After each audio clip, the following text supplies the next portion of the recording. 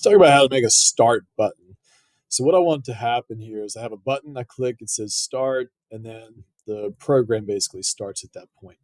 So what we need to think about is we've got some initial background. So let's pick maybe a color or something. Let's just go with a blue background. And then when I click this button, a character is going to show up and the background is going to change. So we know that the program's starting. All right, so I'm going to add a sprite. And there's some buttons down here pretty early on. You've got a round button. Well, there's these four here. So I'm going to pick the round button, button one. And I'm happy with that name, but you can call it what you want. And I'm going to just show you how you could put start on it if you wanted to. If you go to costumes, we can actually add text with the T right here. Click on it.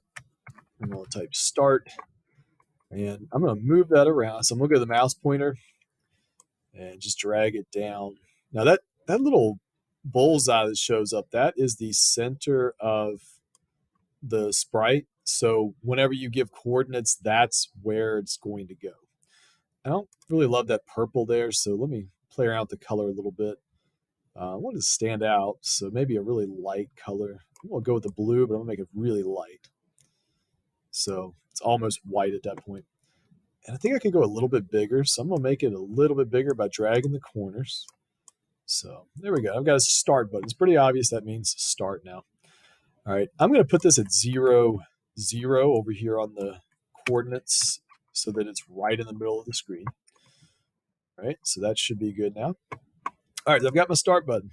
So right now, nothing happens when I click the start button. I want something to happen. I can click all I want. All right, so what I'm going to do, we do need a green flag here. Almost forgot that. So when the green flag is clicked, I do want this button to show up. Once I click it, I want it to go away. So on the events tab, I'm going to pull up when this sprite is clicked. Now, when that happens, what I want to happen is the button to go away and the background to change. So I'm going to go to looks and pick hide because I want that button to disappear at that point. And I need to switch the background, but I have nothing else to switch it to yet. So I'm going to pull up a background and let's have some fun. Let's do a spaceship. So it's going to switch to a spaceship. So switch backdrop to spaceship. Now, since we have the two backgrounds, I'm going to do another switch background too. And when I've clicked the green flag to start the program, we'll just do the blue sky. So let's see if that is checking out.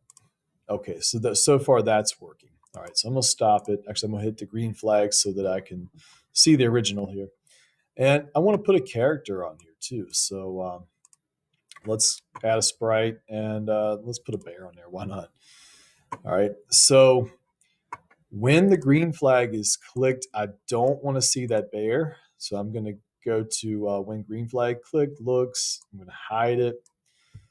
Now, when the background changes, that's when I want the bear to show up. So events, when backdrop switches to spaceship, because when it switches to spaceship, that's when it shows up. That's when I'm going to make it show. All right. So we should be good to go here just for a basic start button. So just to review, for the button itself, when I click the green flag, it shows up and we get this blue background. Once I click it, the button goes away and we go to the spaceship. Now, when the spaceship background shows up, the bear shows up. But I want the bear to be hidden when I start the program. So that's kind of the logic of it all. So hit the green flag. When I click start, there should be a bear on a spaceship. And there we go.